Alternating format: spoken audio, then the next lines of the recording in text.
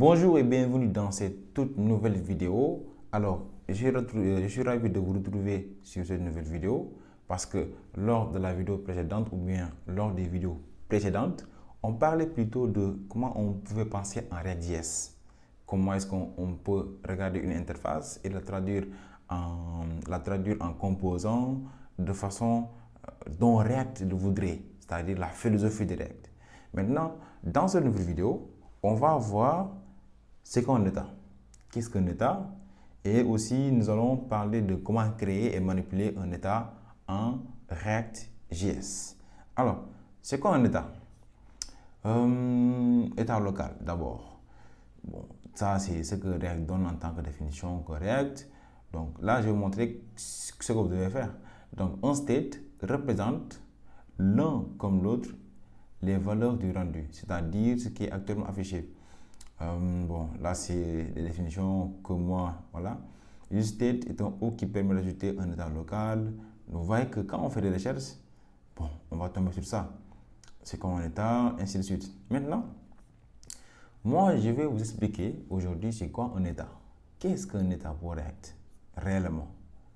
Maintenant, comme vous le savez, et comme on l'a dit, à travers cette série de vidéos, pour expliquer les concepts, on va utiliser un problème. Maintenant, ce qu'on voudrait faire, c'est qu'on va maintenant essayer d'implémenter la logique dans cette application. Comme ça, on va apprendre à travers ces exemples-là, ces problèmes. Regardez ici, je peux changer de thème.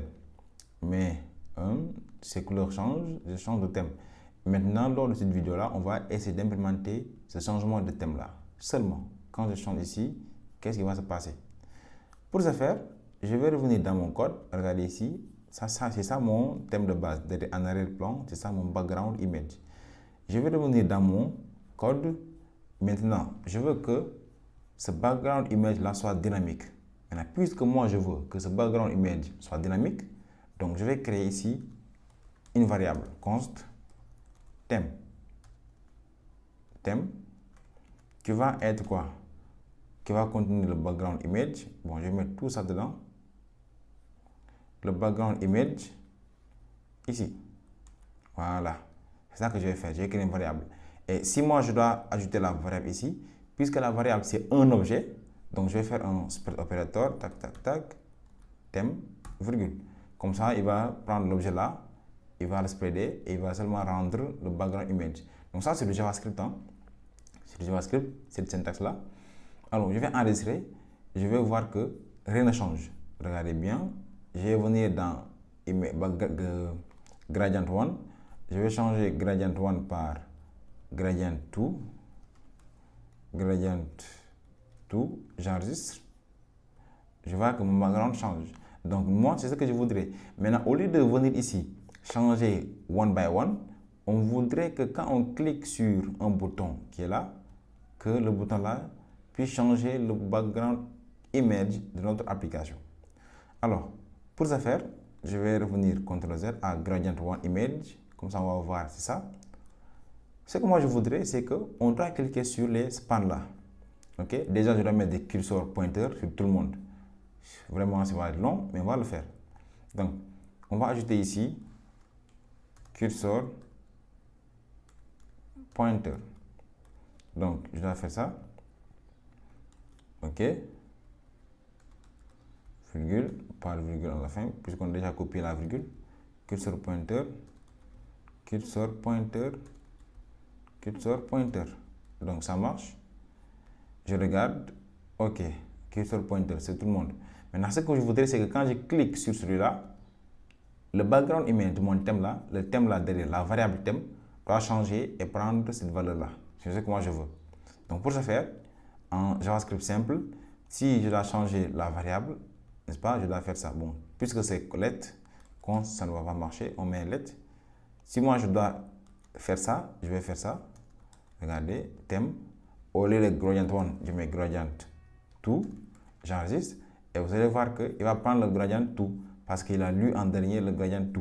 C'est comme ça qu'on doit le faire en JavaScript. C'est-à-dire que je prends la variable et je réassigne la valeur. Je change la valeur. Et c'est ça qu'on va faire. On va dire, quand je vais cliquer sur le span, donc je vais dire, au lieu d'écrire ici gradient 2, je dois dire non, je vais l'amener ici. Puisque ici c'est le gradient tout, je vais cliquer sur le span. Donc on clique. Ça c'est la gestion d'événements en React. On aura l'occasion de le voir quand on va gérer les formulaires. Donc ici, on va faire on clique. Je mets la fonction. Je dis, quand on clique ici, thème. Le background de thème doit changer et d'apprendre le background de celui-là. D'apprendre le background du span lui-même, du span. Maintenant, moi, je vais venir ici, dire OK, je réfléchis. Maintenant, j'ai cliqué. Rien ne se passe. Donc, pour montrer que ça marche, le clic, on va faire un console log. C'est-à-dire, dans on clique, on fait un console log de quoi? De thème. D'accord? On va venir ici, ou bien on va faire un console log de clic. Je vais dire que j'ai cliqué. Clic. Donc, je vais dire que moi j'ai cliqué. Ok, c'est bien. J'ai cliqué. D'accord. Je reviens dans mon application. Je vais inspecter. Je vais voir est-ce que le clic là, ça passe. Ok. Je mets là, voilà. Je vois que ce clic, ça passe. Je clique une fois, deux fois. Donc, ce qui fait que, donc cela veut dire que mon clic passe. Ok. Mais mon problème, c'est que moi, j'ai changé la valeur de thème. Pourquoi cette valeur-là n'est pas affectée et pour venir changer le thème ici. Et nous, on se rend compte que quand on change le thème là, on réaffecte la valeur, ça change. Mais pourquoi quand moi je clique ici et que la valeur doit changer, pourquoi ça ne change pas? Bon, on va voir encore. On va remplacer clic par thème. On va dire, on va consolider le thème. Je réfléchis la page. Je vais faire ça. Quand je vais ouvrir l'objet, je vois qu'au fait, je vais aller regarder qu'est-ce qu'il y a dans Gradient 1. Dans Gradient 1, il y a quoi? 90 degrés. Dans Gradient 2, il y a 180 degrés. Donc, je vais regarder ici. Ici, je vois 180 degrés. Ce qui fait que donc, il a pris le Gradient 2. Si la valeur actuelle de thème, c'est Gradient 2, ma question c'est pourquoi ça pourquoi ça ne se reflète pas? Il y a un problème. Il y a un vrai problème. Pourquoi en fait il a pris la valeur, mais pourquoi il ne met pas à jour mon background image? C'est là, les gars, le rôle des states. Les states, c'est quoi?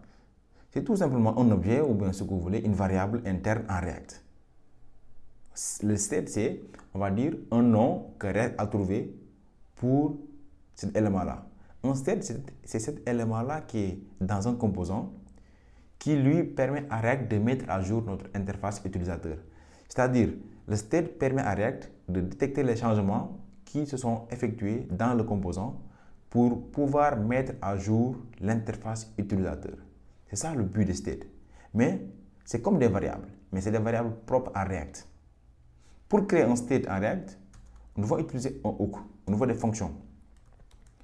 Un hook, je mets égal use state. On importe from React. Et use state, il va retourner deux valeurs. Mais ces deux valeurs, pour les récupérer, on doit mettre un tableau.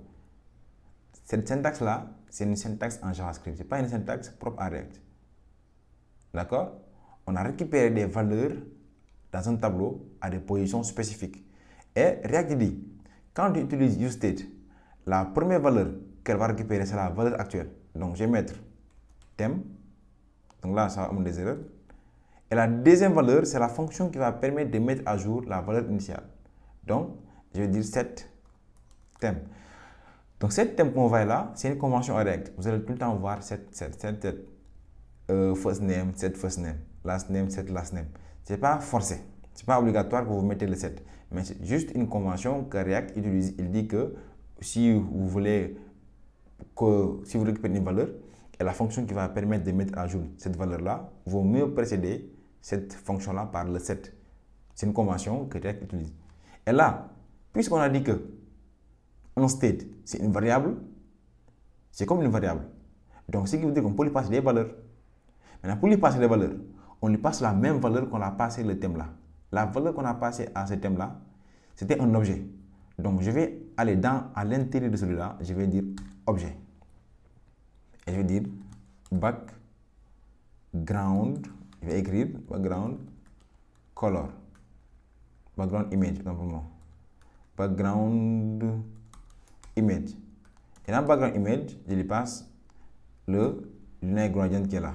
je vais dire colors.gradient1.image. Regardez bien, j'enregistre et je vois que rien ne change. Rien ne change. Et pourtant, quand je reviens ici, regardez, je vais enlever l'objet que j'ai mis à l'intérieur. J'enregistre et vous allez voir que mon background va disparaître parce que s'il n'y a rien, il n'y a rien dans le state. Donc il n'y a rien à l'intérieur. Comme on l'a dit, en state, c'est juste quelque chose qui est interne à React qui va permettre à React d'être notifié qu'il y a une valeur qui a changé. Et cette valeur-là, dès qu'elle change, ça va permettre à React de mettre à jour notre interface utilisateur. C'est ça un state. Si vous voulez bien, on peut faire l'exemple classique des compteurs, hein? Compteur, add, compteur. C'est ça la puissance de React. Donc on va faire une parenthèse. Je vais faire un bouton. Dans ce bouton-là, je dis add. OK? On va créer ici un compteur. Count. Set count. Ça, c'est juste un exemple. En parenthèse, use state. Et on va dire le count, c'est 0. C'est la valeur initiale. La valeur qui est entre les parenthèses, c'est la valeur initiale. Donc ici, on va créer un paragraphe. On va afficher count. Pour afficher count, on va mettre les accolades et afficher count. C'est comme ça que React fonctionne. Et là, dans le add, je vais on-click. Donc je vais dire, on-click là, je vais ajouter incrément. Je ne vais pas faire count plus plus. Non, non, ça ne se fait pas. On fait set count. Regardez, je vais faire count plus plus. Donc je vais mettre count plus plus. Vous allez voir, donc je vais mettre let puisque c'est ça. Donc quand je mets let, on va voir dans mon interface. Regardez ici, je vais faire add. Il n'y a rien qui s'incrémente. D'accord? Donc je vais mettre le bouton dans le container, comme ça on va mieux voir ça. Vous voyez ici mon add là, je mets add, rien ne s'incrémente. Et pourtant j'ai fait count plus plus. Pour éviter ce problème-là, comme on l'a dit, pour permettre à React de savoir que la valeur a changé, on doit utiliser set count. Et quand on utilise set count, c'est là maintenant que je vais faire count si je veux plus plus. Donc là, si je viens ici, donc quand je mets count, add, ça add maintenant. Maintenant, vous voyez que maintenant, mon add passe. Mais quand on inspecte, regardez bien, c'est ça que je vais vous montrer. Quand on inspecte, regardez ce qui va se passer dans mon DOM. Regardez le DOM ici. Dans ce DOM, à l'intérieur de ce DOM, à l'intérieur de ce bouton-là, juste ici, le 6 là, regardez le 6 ce qui va se passer. Je mets add. Voilà. Vous voyez ce truc jaune là qui s'affiche. Le truc jaune là qui s'affiche. Mais là, quand je clique deux fois, j'ai fait une erreur quelque part. Hein. C'est pas grave. C'est pas le but. Mais je veux juste vous montrer le compte là. Quand je clique, vous voyez que le 15, ça, en fait, ça met à jour. C'est-à-dire, ça dit à React que quelque chose a changé. Met à jour l'interface utilisateur. C'est ça qui se passe réellement derrière. C'est-à-dire, c'est ça la puissance des hooks, des states. Ça permet à React de savoir détecter les changements. Et React, grâce à son DOM virtuel, il est capable de savoir où se situe ce changement-là. Et il va aller dans le DOM virtuel, changer la valeur spécifique. Il va enlever ce DOM-là et remplacer un nouveau DOM. Sans pour autant que nous, on se rende compte. C'est ça les states, réellement. Et c'est ça la puissance des states et ce qui fait un peu la puissance de React. Parce qu'il va seulement modifier la partie qui est nécessaire. Il ne va pas modifier tout le DOM. Donc, c'est ça, c'était juste une parenthèse pour vous montrer les states. Et comme on va le faire ici, on a dit que le state, c'est la valeur initiale. Donc, la valeur initiale, ça peut être un booléen, false, ça peut être un tableau, ça peut être un nombre, ça peut être une chaîne de caractères, tout ce que vous voulez. Maintenant, nous, la valeur initiale qu'on va donner à thème, c'est un objet, tout simplement. Et l'objet là, c'est ça. The background color. Donc, notez bien que c'est possible de donner n'importe quelle valeur. Donc, je reviens ici et je vois mon background va revenir. Maintenant, bon, les backgrounds là, on a aussi un background color. Background color. Donc, background color, on va dire, c'est tout le temps, la valeur initiale là, c'est colors.gradient1.color. Ça, c'est ça qu'on va faire. Donc, la plupart des temps, quand on utilise les gradients, les linéaires gradients, ça va de pair, background color et background image. D'accord? Donc, c'est pourquoi je l'ai ajouté. Maintenant, comme vous pouvez le voir, il y a certains des objets qui n'ont pas de couleur. Bon, c'est pas grave. Hein? Donc là, c'est bon. Donc le but, comme on l'a dit de ce tutoriel, c'est de changer le thème. C'est quand on clique que le thème puisse être changé. Au lieu qu'on change cela manuellement. Donc je vais enlever ça. Et ce que je vais faire, je vais utiliser 7 thèmes. C'est 7 thèmes qui vont me permettre de changer le thème. Maintenant, je vais venir dans onClick. Le onClick est là. Au lieu de faire thème égal à je réassigne une nouvelle variable, on s'est rendu compte que React n'est pas capable de détecter les changements quand on réassigne les variables. Il dit qu'il faut plutôt utiliser les states. Donc je vais dire, puisqu'on m'a dit d'utiliser les states, donc je vais faire set thème. Parce que set thème, c'est la fonction qui me permet de mettre à jour la valeur qui est dans thème. D'accord? Et ici, bon, pour vous prouver, on va continuer. Après, je vais montrer que ce n'est pas tout le temps la peine de mettre 7, 7, 7, 7. Dans cet thème, on va mettre un objet. Puisque la valeur initiale du thème, c'est un objet, donc on va mettre un objet. On va dire background color et background image. On va copier ça. On va mettre dans le state ici. Notez bien, il y a un accolade. Et ici, le thème, le background image et le background color doivent être le background color et le background image, du span lui-même. Donc ici, c'est le deuxième span. Et le deuxième span, son background color vient de gradient 2. Et ce background image vient aussi de gradient 2. Regardez maintenant ce qui va se passer. Quand je clique ici, les gars, waouh, magnifique. Je vais afficher la page, je clique, ça prend la couleur du span. C'est ça qui est magnifique avec les states. Dès que je change la valeur du state, automatiquement, lui, il sait que la valeur a changé. Et la nouvelle valeur, c'est maintenant background color, ainsi de suite. C'est comme si moi j'ai pris ça, regardez, comme j'ai pris ça, je copie et j'enlève le thème et je le mets ici, tout simplement.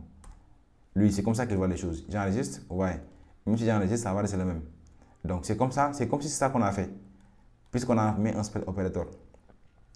Donc, on a changé le thème. Je clique ici et ça change. Et je dois faire ça pour tout le monde. Je dois prendre la fonction, ça. Je prends la fonction onClick là.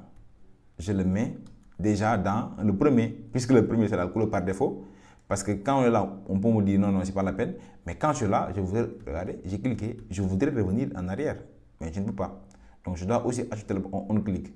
Et le onClick doit venir aussi, comme tout le monde, hein, gradient 2, gradient 1, gradient 1. Et regardez, je clique, ça passe. Et le 2 là, on peut switcher des thèmes entre ces deux spans. Donc je dois faire ça pour tout le monde. Donc ça, mettez la vidéo en pause et essayez par vous-même ce que ça va donner. Puis vous revenez voir. Alors, moi je vais continuer. Ce que je vais faire la même chose. Je fais un clic. Je vais aller là où il n'y a pas de cela. C'est le troisième, le tri. Donc là, je le fais directement. Je ne vais pas tout copier pour revenir. Je le fais une fois. Tri. J'enregistre. Je reviens ici. Je vais voir que 1, ça marche. 2, ça marche. 3, ça marche. OK. Je vais aller vers le quatrième. Je copie tout le onClick. Je reviens ici. Donc là, c'est le for. Je copie. C'est les 2. Je colle. J'enregistre. Je reviens ici. Donc, ça va 1, 2, 3, 4. C'est top, top, top, top. Je prends encore le quatrième. Je viens ici au niveau du cinquième. Span. Je prends ça, ça, ça. Je colle. 5. OK. Je prends le cinquième. Je clique. Ça passe. Je vais aller vers le sixième. Le sixième, il est là. Je prends le onClick là. Ce qui est là. OK. OnClick. Et je vais remplacer par 6. OK. Maintenant, ce que j'ai fait là, 1, 2, 3, 4, 5, 6. Donc, on vient de gérer le thème de notre application en utilisant les states. Donc, à travers cette vidéo, à travers cette gestion de thème, on a pu, en fait, savoir c'est quoi un état. Que l'état, c'est juste un conteneur, c'est comme une variable, mais une variable propre à React, qui permet à React de détecter les changements afin de pouvoir mettre à jour l'interface utilisateur. C'est tout pour cette vidéo. Rendez-vous à la prochaine pour maintenant aller dans le vif du sujet, l'autre partie qui est les CRUD, l'ajouter, modifier, les listes et aussi la suppression. Donc, rendez-vous à la prochaine vidéo. N'hésitez pas à vous abonner, à liker et aussi si le contenu vous permet d'apprendre. Partagez ça à d'autres personnes qui voudront aussi découvrir comment gérer les temps React et j'en passe. Ciao.